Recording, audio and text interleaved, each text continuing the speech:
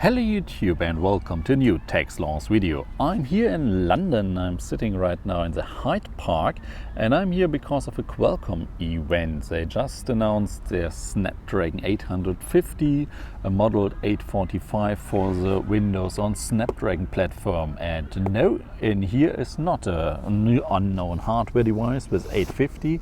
No, this is known hardware. This is the HP NVX2, which comes with the Snapdragon 835. So this is only one of 3 devices that can run Windows 10 on the Snapdragon SoC. We got the Asus Nova Go, we got something from Lenovo, something I guess with 360 in the name, and we got the NVX2. So let's have a quick look at the device. We got Bang & Olufsen audio informations, we got not really much on the back side about this device. And so we just open it up and have a quick look. Okay, there we got the 2-in-1 device with a detachable keyboard, which is really nice. Oh, I already opened it. And yes, this device is already set up and ready to go because the Qualcomm people bought already an international SIM card, which is this year. I have no idea, and they definitely did not put through 250 euros on it. This is just the value package that's on here because the data prices are at high. But this device is now ready to go, and ready to go is one of 2 things that those Windows and Snapdragon devices should be famous for if Qualcomm got their way. Number 1, battery life. They're telling something about over 20 hours. So actually on this device 22 hours.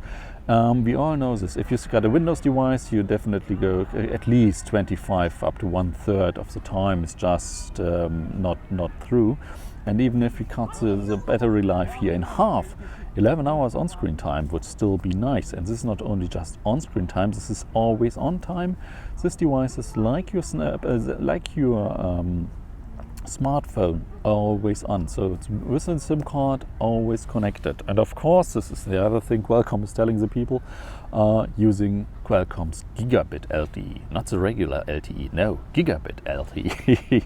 What else is in the box or not in the box? At the meeting, we got a pencil, we got a notebook, we got the password to our devices, and we got some informations here about the 835 and the 850. And in here is, this is some information and a SIM card tool. We got a stylus. Yes, all these devices are 2-in-1 devices which come with, or which should at least function with a stylus. So, they come with a touchscreen and so function with the stylus. This is a HP stylus with a AAA battery and silver design.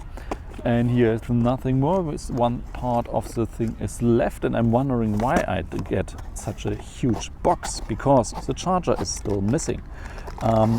Those devices just charge via USB Type-C like any other smartphone or tablet nowadays, but still HP is giving you one huge adapter which you just plug together. Oh, and look at this. This is not a UK plug, this is already a European plug here.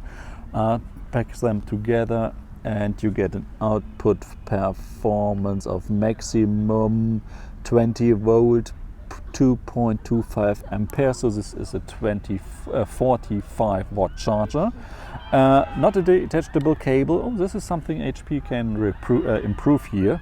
Makes the cable detachable and maybe make 2 USB Type-C ports at this charger as well, because enough power you should get there. So this is everything that's in the box. Let's have a quick look at the device itself. We got this detachable keyboard thingy, but which is also the stand. There's no like Microsoft Surface included stand into the HP NVX2. This is just the main thing here, and here is the battery, and here is all the stuff. This is just the hardware. The other thing won't give you more ports. It only will give you a keyboard and a stand. So we got a webcam on the front back side, even with a microphone. Let's get around the device. We got an already activated device, which is okay. Let's switch. So down here we got our connection dock, our magnetic dock thingy. We got a headphone jack, Bang & Olufsen sound, volume buttons, down, up. We got the SIM card tray for a nano SIM card. We got the on-off button, additional microphones, and we got an SD slot and the USB Type-C port. So there's only one USB Type-C port. I like that the device got such, or should have such a great battery life. I like that we charge it and use it via USB Type-C, but I would have wished for an additional USB Type-C port so that you can use this, I don't know, maybe with an external mouse. Okay, you can use a Bluetooth mouse, but what about a USB dongle, a USB adapter, or even you just put there an USB stick or USB HDD, an external drive? Then you have to make the choice between not charging the device, using an adapter or a dongle to charge it and use the port, or don't use the USB thingy. So there we got the screen, but let me connect it to the stand or to the keyboard. Click this down, and I hope that you guys will still see something. Oh, this looks great.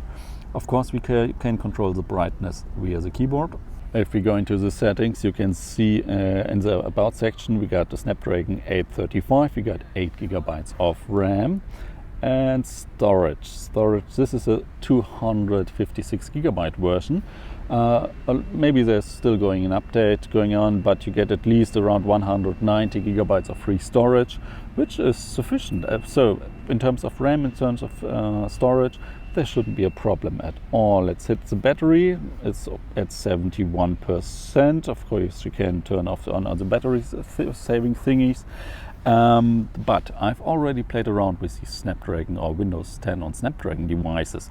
For the daily usage, no problems. Most of the apps work without any things. Microsoft and Snapdragon are working to get even more apps running on this. But this is way more comfortable at the moment already than like Windows RT, for example. Oh, and yes, there should be Windows S on this device, but you can, with one click, you can upgrade from Windows S to the normal Windows 10 version. And then you will be able to install every program you like. And then maybe 90–80% of them will actually run on this, but I will keep you posted on that one. Oh, and another thing is, in the standby settings, this device will still be connected like your smartphone. It will be always on. So if you got a Skype call coming in here, you get a notification at the moment. You don't have to be sitting in front of the device or having the screen on at all time, and then you are reachable or available. No, this device should be always on, so that you can get every phone call, every Skype call without trouble. But in terms of battery life, in terms of performance through the day, in terms of what you can do your use this thing for, give me a couple of weeks and then I will keep you posted. This is it. Thank you guys for watching, and I'll see you all in the next video. Bye.